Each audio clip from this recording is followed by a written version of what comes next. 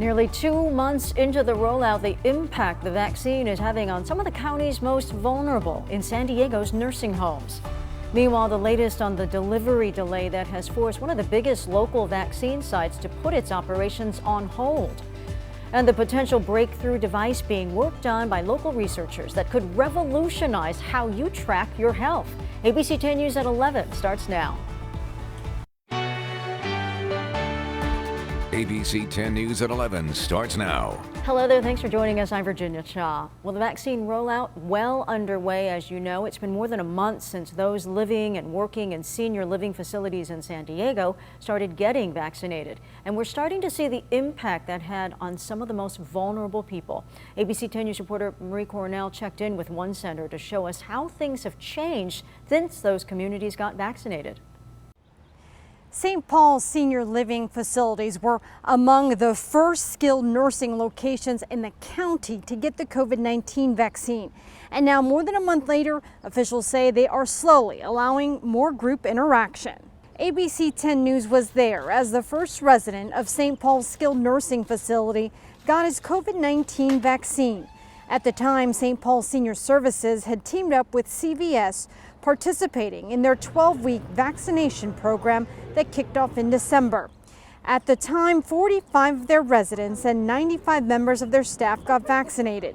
Cheryl Wilson, who is the CEO for St. Paul's, says now all of those who wanted to get the vaccine at this facility have received both doses, which has allowed them to make some changes. We've been able to open up communal dining again with 6-foot distancing, but people are happy to see each other across the dining table, even though they're distanced. We're also back to opening outdoor visitation. And as soon as we get clearance from the Department of Health Services, we'll be able to allow families to come in, especially families who have been vaccinated. Cheryl says prior to their vaccine clinic, they didn't have any COVID-19 cases at this facility.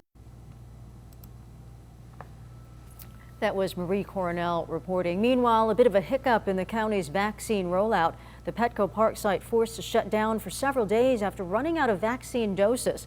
The county was set to receive a shipment of the Moderna vaccine on Friday, but that was delayed. Officials cautiously optimistic the shipment will arrive soon. They've said definitively it'll be here Tuesday, but they also said definitively it would also already be here. The delay means appointments over the weekend and today and tomorrow all had to be rescheduled. Now, if people cannot make the new times, the county says there are doses at the East County and South Bay super sites. Smaller sites scattered across the county seem to have enough for the time being as well. Petco Park is one of the county's biggest, though, serving thousands of people every day. A plan to bring some much-needed relief to residents in Chula Vista. Leaders will be laying out those details this morning. That is coming ahead of Tuesday's City Council meeting to consider how to allocate state and federal funds. They have $16.8 million to allocate to qualifying Chula Vistans who need help paying rent, both past due and upcoming, as well as paying for utilities, including water, sewer, gas, and electric. The city's mayor and council members will announce how to qualify and where to get more information. That's happening this morning. We'll have more information for you on 10news.com. Well, looking out for your own health could soon be as easy as wearing a sticker. ABC 10 News reporter Jared Aaron shows us the new technology developed at UC San Diego that will change the way people with diabetes, heart conditions, and other diseases keep track of their numbers. One tiny patch. So this is the future indeed. Unlimited possibilities. You can have a much more comprehensive, much better understanding of what's going on. Researchers in the UC San Diego Nanoengineering Lab created this patch, which uses ultrasound tech to monitor your heart rate and blood pressure, and also measures your sweat for things like glucose levels or alcohol in your body. They believe it's the first wearable tech to do both. So this is very practical. Instead of having two different separate measurements of blood pressure and glucose, now you can merge it together and do it all in one stem type tattoo. Yeah. The non-invasive patch sends all the info to a smartphone. It's a game changer for people with diabetes who would no longer need finger pricks to test blood sugar. It can also revolutionize telehealth. You can analyze the patient remotely without going to the lab or to the clinic. And this is the way it will transmit the data to the caregiver, to the doctor, or self-testing. The lab is now working to make it affordable and easy to mass produce. They say it could be on the market in a few years, depending on how long it takes to get FDA approval. Jared Aarons, ABC 10 News.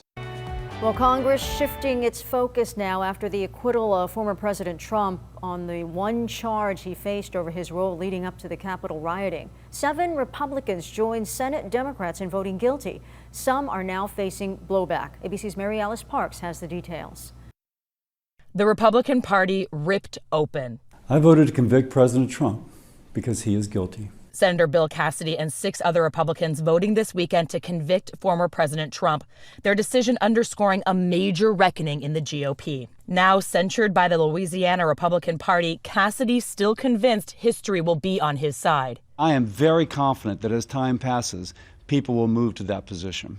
The final vote fell short of the 2/3 needed to convict, but Democrats claiming a more lasting victory. We successfully prosecuted him and convicted him in the court of public opinion and in the court of history. Senator Mitch McConnell, one of the 43 Republicans who voted to acquit, distancing himself from the former president immediately following the vote, arguing Trump was undeniably guilty. With police officers bleeding and broken glass covering Capitol floors, he kept repeating election lies and praising the criminals.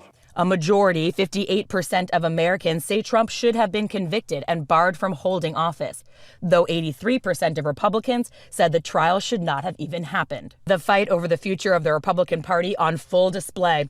The North Carolina Republican Party calling Senator Richard Burr's guilty vote shocking and disappointing.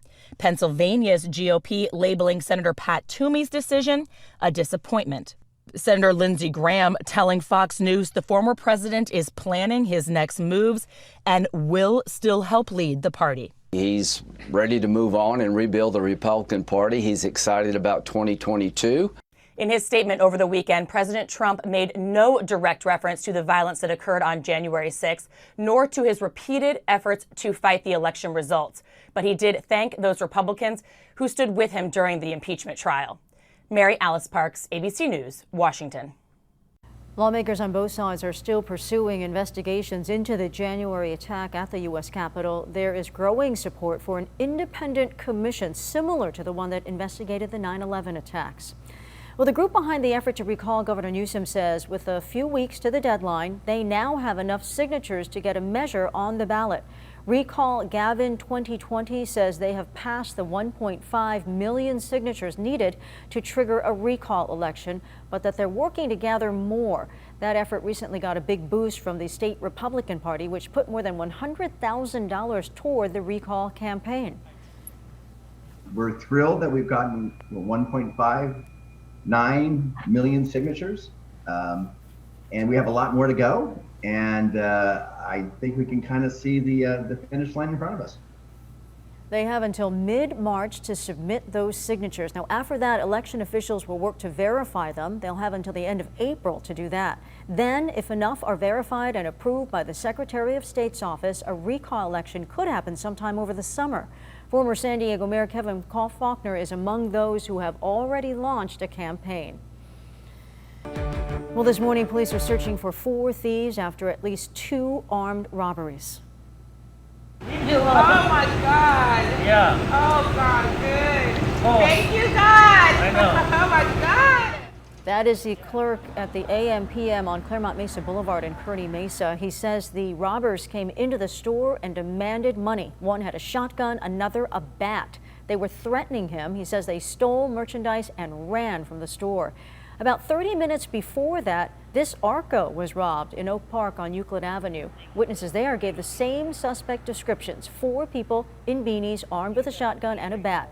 Fortunately, no one hurt in either case. Anyone with information is asked to please call police.